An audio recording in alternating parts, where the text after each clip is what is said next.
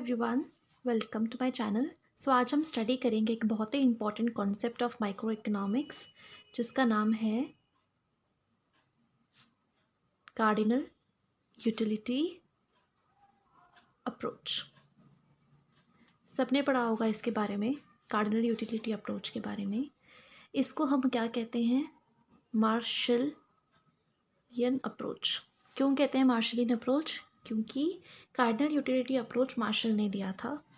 इसमें एक बहुत ही इम्पॉर्टेंट कॉन्सेप्ट आ जाता है यूटिलिटी का। हाँ, उससे पहले मैं आपको ये बता दूँ, जो मार्शल थे, अल्फ्रेड मार्शल, इनको हम कहते हैं that he was a father of micro economics. इसमें यूटिलिटी का एक बहुत ही मेजर एक कॉन्सेप्ट आ जाता है जिसका मतलब होता है दैट यूटिलिटी जो है वो डिराइव करती है the satisfaction of the consumer. एक प्रोडक्ट को कंज्यूम करने से एक इंसान को क्या सेटिस्फैक्शन मिल रही है वो हम यूटिलिटी के अकॉर्डिंग डिराइव करते हैं। यूटिलिटी मतलब न्यूमेरिकल वैल्यू से हम डिराइव करते हैं कि हमें क्या सेटिस्फैक्शन मिल रही है। ओके, इसमें क्या था, यूटिलिटी जो है एक साइकोलॉजिकल फिनोमेन है, ठीक है, जो हमें बताता है कि हमें कितनी वेलबींग, हैप्पीनेस, कितना प्लेजर, कितना कंफर्ट मिल रहा है एक चीज़ को कंज्यूम करने से। Okay, so this was this. And यहाँ पर और भी हम क्या बात करते हैं, हम टोटल यूटिलिटी के बारे में बात करते हैं, मार्जिनल यूटिलिटी के बारे में बात करते हैं। Total utility and marginal utility. अब टोटल यूटिलिटी क्या होता है? TU short form U1 U2 plus U3 मतलब U4 U5, ये सारे प्रोडक्ट्स है। एक एक प्रोडक्ट को प्लस करने से इंसान को कितनी यूटिलिटी मिल रही है वो हम टोटल यूटिलिटी से डिराइव करते हैं। फिर आता है मार्जिनल यूटिलिटी, एडिशनल यूटिलिटी, ये इसका फॉर्मूला होता है। मार्जिनल यूटिलिटी हम कैसे डिराइव करते हैं? It is the utility which is derived from consuming additional commodity. Okay, so इसको एक और ड्राइव करने का एक और फॉर्मूला है, change in total utility over change in consumption. ठीक है, समझ आ गया? नाउ यहाँ पर एक और इम्पॉर्टेंट कॉन्सेप्ट आ जाता है हमारा, law of diminishing marginal utility. Law of diminishing marginal utility, थोड़ी राइटिंग मेरी ख़राब है, एक्सक्यूज़ कर लीजिएगा। Law of diminishing marginal utility. Okay, law of diminishing marginal utility का मतलब क्या है? ये सिंपल से वर्ड्स में अगर मैं आपको बताऊँ हिंदी में, ये कहता है जब हम एडिशनल बहुत ज़्यादा चीज़ों को कंज्यूम करने लगते हैं तो जो हमें सेटिस्फैक्शन मिलती है उसकी वैल्यू डिमिनिश होने लगती है। For example, if you are very hungry और if you are very thirsty, you take one glass of water,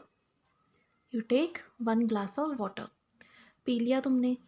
अब तुम्हें दूसरा ग्लास से मिल गया तो थोड़ी सेटिस्फैक्शन कम हुई, तीसरा ग्लास पी लिया तो और सेटिस्फैक्शन कम हुई, चौथा ग्लास पी लिया तो भाई बहुत ही ज़्यादा हो गई, पांचवा ग्लास पिया तो बस मन ही नहीं है, फिर तो आपको स्टमक एक होने लग गया, 6 ग्लास पिया तो यूटिलिटी आपकी क्या हो गई? नेगेटिव में ही चली गई। मतलब आपको कोई सेटिस्फैक्शन नहीं मिल रही, पेन मिल रहा है। क्या मिल रहा है? पेन। तो ये होता है हमारा law of diminishing marginal utility. इसका एक डायग्राम भी है, डायग्राम के थ्रू समझेंगे तो ज़्यादा अच्छे से समझ आएगा। अब देखो, ग्लास ऑफ वाटर, ये आ गई टोटल यूटिलिटी, ये आ गई मार्जिनल यूटिलिटी। ठीक है, वही एग्जाम्पल लेंगे, 1 ग्लास, 2 ग्लास, 3, 4, 5, 6 ग्लास एक इंसान कंज्यूम कर रहा है। ठीक है, पहला ग्लास कंज्यूम करने से उसको 40 रुपीज़ की, ये कह सकते हो 40 यूनिट्स की यूटिलिटी मिल रही है। दूसरा ग्लास से 70, फिर 90, फिर 100, फिर दोबारा 100, फिर क्या आ गया, 6th पे कम हो गया 90। अब मार्जिनल यूटिलिटी देखो, मार्जिनल यूटिलिटी से क्या हुआ? एडिशनल यूटिलिटी कहते हैं ना इसको। 40 माइनस 0 40, 70 माइनस 40 कितना हुआ? 70 माइनस 40 30, फिर 90 माइनस 70 20। देखो यूटिलिटी कम हो रही है ना। फिर 100 माइनस 90 10, 100 माइनस 100 पता ही है भाई, 0, 90 माइनस 100 माइनस 10, ये नेगेटिव में आ गया यहाँ पे, ये ज़ीरो हो गया। पहले उसको यूटिलिटी 40 की मिल रही थी, है ना, धीरे धीरे कम हो रही है। फिर एक पॉइंट आ गया जब उसको कुछ भी यूटिलिटी नहीं मिल रही, जब उसने 5th क्लास कंज्यूम किया उसको ज़ीरो यूटिलिटी मिल रही है, और 6th क्लास आने पे तो माइनस में ही चली गई, माइनस हो गई। ठीक है, अब इसका डायग्राम देखते हैं कैसे बनेगा। हाँ जी, हमने फ्रेश पेपर ले लिया। पहले हम बनाएंगे, फ्री हैंड बना रही हूँ, तो ये हो गया वाई एक्सिस हमारा, इसको थोड़ा नीचे ले जाएंगे, ये हो जाएगा हमारा X axis, Y axis X axis, ये हो गया हमारा ओरिजिन 0। ओके, यहाँ पर हम ले लेंगे टोटल एंड मार्जिनल यूटिलिटी।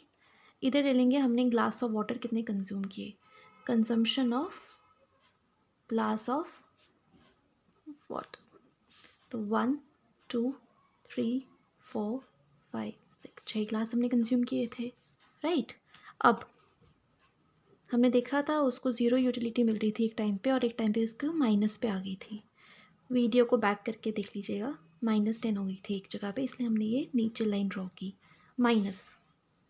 ठीक है, फिर उसकी यूटिलिटी कहाँ तक गई थी, उसकी यूटिलिटी गई थी 100 तक, तो 10 20 30 40 50 60 70 80, इसको और बड़ा कर लो, 90 100।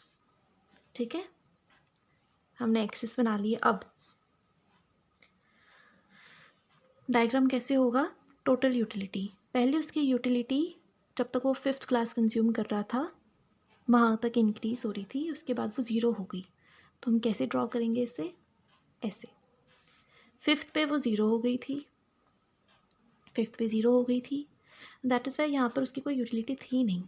लेकिन 6th पे आके वो डिक्रीज़ हो गई, डिमिनिश हो गई, नेगेटिव हो गई यूटिलिटी। यहाँ पर ज़ीरो थी यूटिलिटी, यहाँ पर वो नेगेटिव में चली गई। फिर ये तो चलो टी हो गया मार्जिनल यूटिलिटी। मार्जिनल यूटिलिटी क्या हो रही है, वो पहले 40 थी 40 तक, 40 के बाद वो क्या हो रही है, डिक्रीज़ डिक्रीज़ डिक्रीज़। तो कैसे होगा, 5th पे वो क्या था, 5th पे हमारी MU ज़ीरो थी, 6th पे हमारा MU नेगेटिव था। तो क्या करेंगे, एक स्ट्रेट लाइन ड्रॉ करेंगे 5 से, देखो,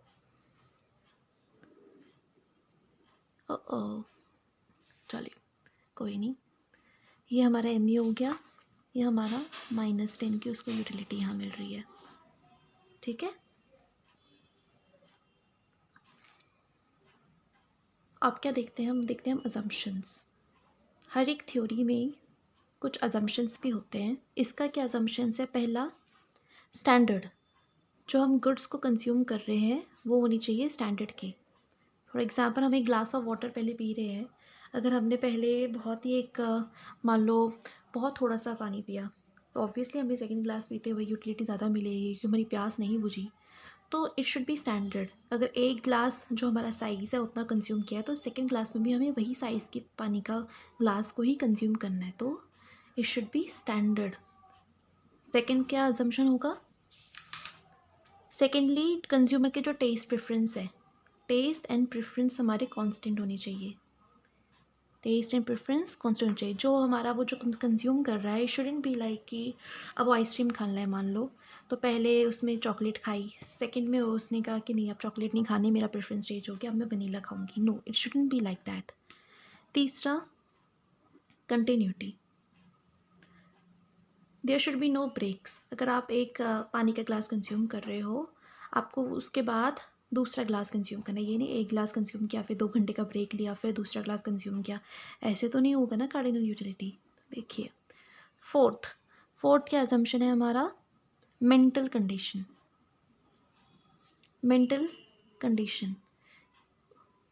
अब एक ड्रंकर्ड है, जो अल्कोहलिक बंदा है, वो तो चाहे कितना भी पिए उसको तो यूटिलिटी हमेशा ही सेम मिलेगी, ऐसा नहीं होना चाहिए। मेंटल कंडीशन उसकी स्टेबल होनी चाहिए, उसको पता होना चाहिए कि मैं क्या कर रहा हूँ।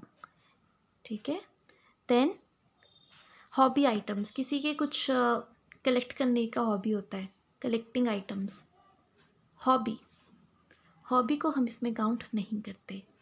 ठीक है, हॉबी को हम इसमें काउंट नहीं करते। अब किसी की इच्छा है, किसी की हॉबी है टू कलेक्ट बुक्स, तो उसके चाहे 1000 बुक्स दे दो, उसकी तो कभी यूटिलिटी ज़ीरो नेगेटिव होगी ही नहीं, उसकी तो हमेशा ही इंक्रीज़ होती रहेगी।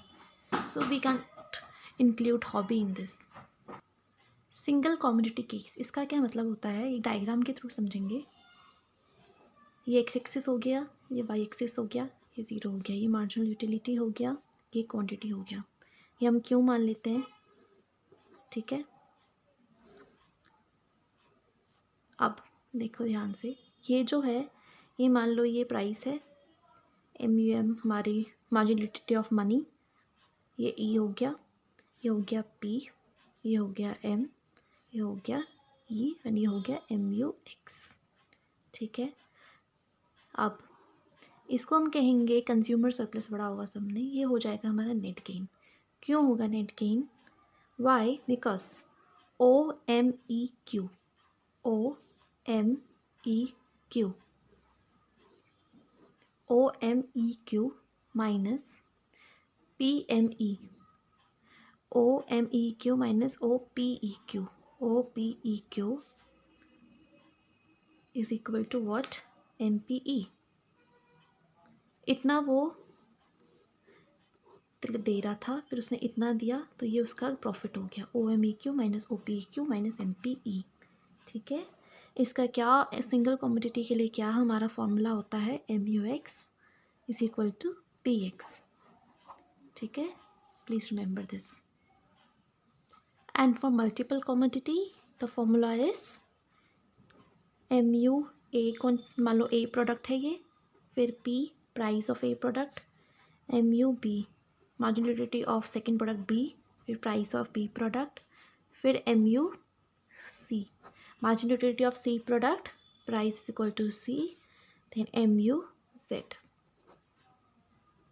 ठीक है। ये मल्टीपल कमोडिटी का आ गया। अब एक और चीज़ पढ़ते हैं इसमें, जो आपको UGC नेट एग्ज़ाम के पॉइंट ऑफ व्यू से काफ़ी इम्पोर्टेंट है, वो है हेनरिच गर्सन के लॉ। इस बंदे ने 2 लॉज दिए थे, 2 लॉज इसने दिए थे। पहला law of diminishing marginal utility और इक्वी मार्जिनल यूटिलिटी, पेपर में आ रखा है इसलिए पढ़ा रही हूँ, ध्यान से पढ़ो। इक्वी मार्जिनल यूटिलिटी ये याद कर लेना, क्योंकि MCQ में आ सकता है। हेनरिच गर्सन ने ये लॉज दिए थे, पहला डिमिनिशिंग मार्जिनल यूटिलिटी थी, दूसरा इक्वी मार्जिनल यूटिलिटी थी, ठीक है। इक्वी मार्जिनलिटी क्या होती है? जब MU of each per unit of money expenditure is same,